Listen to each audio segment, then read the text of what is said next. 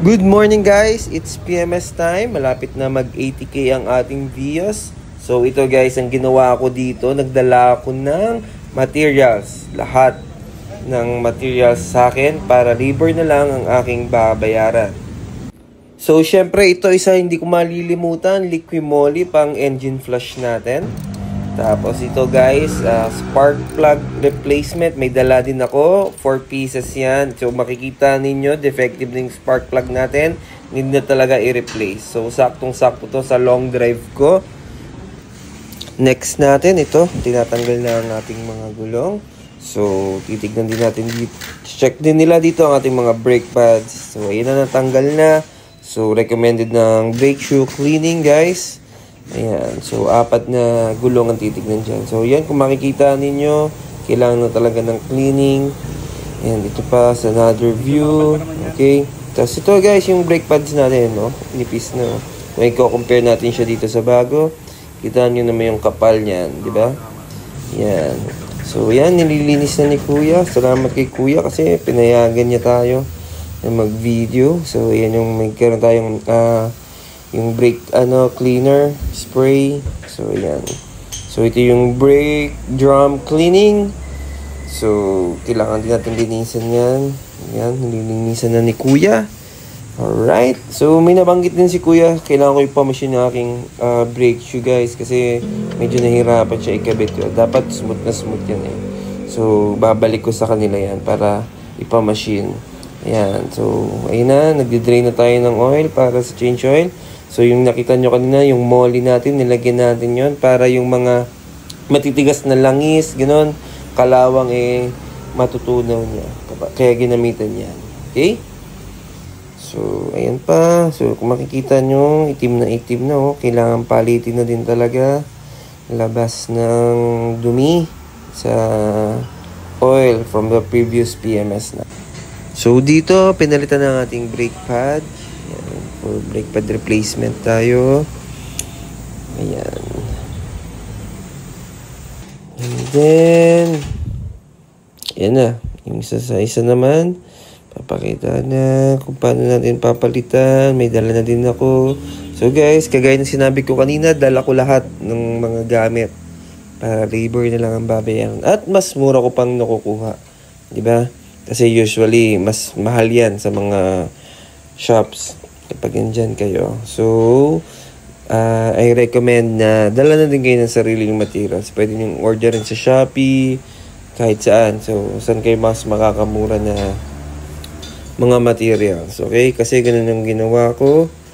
So, ayan na po. Naayos na ni Kuya ang ating brake pads. Yun.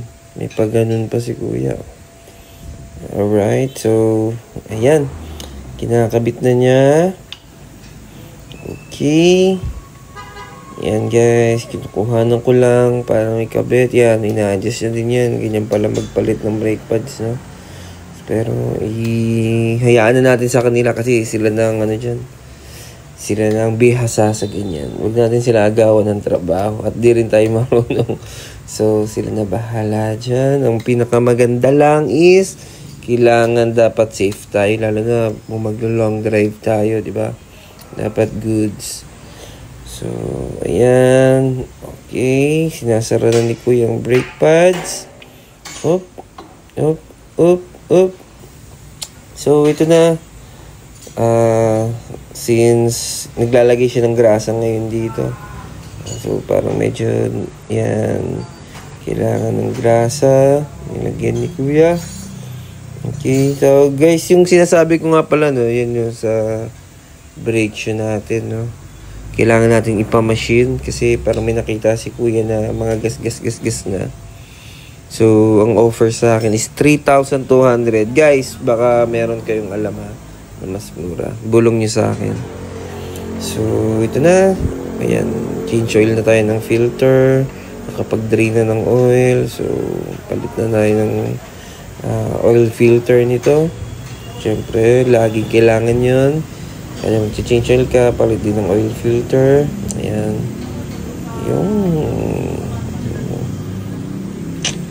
Ayan na. And then, ito na. nag-change na din tayo ng ATF or tinatawag natin CVT fluid. Guys, so every 40,000 kilometers. So ang akin ay mag-80k na, pero 78 something. Pero inagahan ko na ang palit, guys, kasi maglo-long drive ako eh. Kasi Holy Week, di ba? Ayan. So inunahan ko na siya. At maganda din kasi nakita nyo naman yung spark plug ko, palitin na din talaga. So nag-decide talaga ako na palitan talaga lahat, magpa-change oil na. Ayan, nakikita nyo guys, libre kape pa. So, dito tayo sa Mototech Marikina. Ayan, lawak ng lugar nila dito guys. Tapos may car washan pa yun. Car washan yun. So, ito na. Papalitan ng transmission filter natin. Tapos, inaano na din yan. Ayan o. Kinakalas na rin yung transmission filter natin. Tapos, yan, nilagay ko rin dyan, no? Inulit ko, change fluid every 40,000. Okay, yan. Tingnan mo, guys, dami palang oil na nilalabas dito. Ayan, no? Ooh. Tapos, ang gamit kong, oil filter dito is yung kulay, oil filter. Gamit kong CVT fluid, yung kulay violet, guys. Dito sa ating Vios 2019. Okay, 5 years na siya, guys. So, right, yung materials nito, yung filter nito, sa Shopee ko lang din in-order. So, hanap na lang kayo doon na magmamatch doon sa model ng mga cars ninyo. So, ayun na. Dami pa rin lumatagas na langis. Yan, nililinisan na ni Kuya. Yan. Yan o, may paglinis pa si Kuya na gano'n, no? Diba? Guys, good sa mga tech talaga nila, talagang bihasa na. Laki na ng experience at kinikwentuhan ka talaga, nakikipag-usap sa'yo yung mga tech dito. Yun ang kinagusto ko, lalo na kay Kuya. So, kayo nang bahala magbigay ng tips sa kanila after. Ayan, tinikita ni Kuya. May rubber na kasama yan eh, pero hindi niya na in-include kasi dito sila naglalagay na. So, mas pinili niya maglagay niyan. Nakalimutan ko yung tawag dyan, guys. Dyan sa paste na yan. Pero, ayan. Nilagay niya lahat, ang buo. Yung parang pandikit na yan. Nakalimutan ko lang yung tawag. Pero makikita naman sa video. Ayan. Ganyan niya ginawa. Para daw mas walang leak. Yun yung pagka-explain niya sa akin. Para walang leak. Ayan. Kasi yung rubber, lumulutong yun katagalan. Okay? So, yun. Inulit pa yan ni Kuya. Ayan o. Dinoble. Ano niya talaga. Para sure na walang leak itong filter natin. Yun. Yan. Tapos ito, guys, ikakabit na niya. So, binidyohan ko na din kung paano niya ikabit. Ayan. Diba? Alam na nila yan. So, araw-araw nilang ginagawa. Araw-araw sila nag-PPMS dito. Kinagustuhan ko lang talaga, nakikwento si Kuya kung ano yung mga dapat gawin, ano yung papalitan. Hindi yung ikaw mismo yung magsasabi sa tech, di ba? Ayun, maganda sila yung nagsasuggest sa'yo. So, hinihigpitan na niya. Mini-make sure na hindi kakakalas yan. Okay? So, ito guys, problema talaga ng Vios. Tinanong ko, Kuya, paano ba way na para minsan di naman ako sumayad sa mataas. Ayan, pinabili niya ako ng rubber damper. Okay, rubber damper pala tawag dito. So, sa mga ka-Vios ko na problema din laging sumasayad, ang baba ng clearance natin, di ba?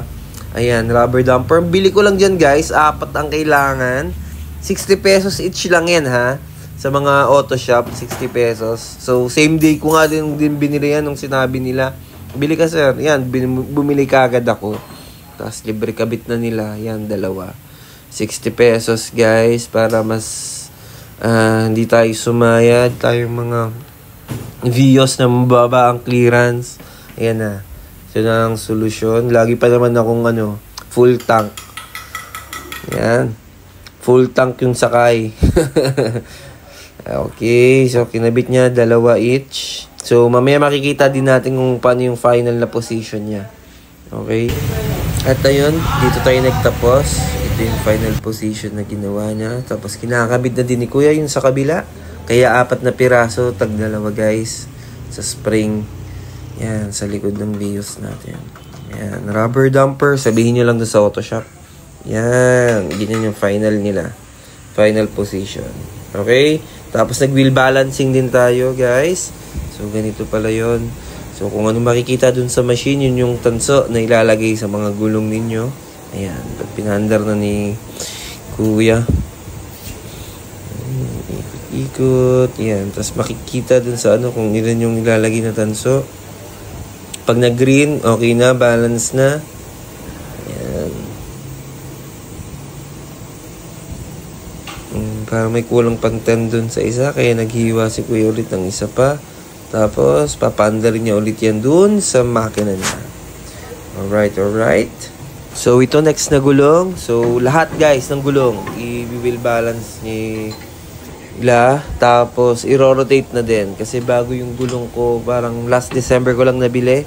So, di ko pa na-rotate. So, pinagpalit na din nila, ni-rotate na nila para mas pantay yung gulong natin. Alright, so ayun na. Pinanda lang ulit dun sa makina nila. And yun ang bahala magdidikta kung balance na ba yung ating gulong. Okay, ayun pa. Diniretso ko lang siya ng pag-video. Okay. And dito na next. Lalagyan na tayo ng mga gulong. So, na-rotate na yan. Pinifix na lang ni Kuya.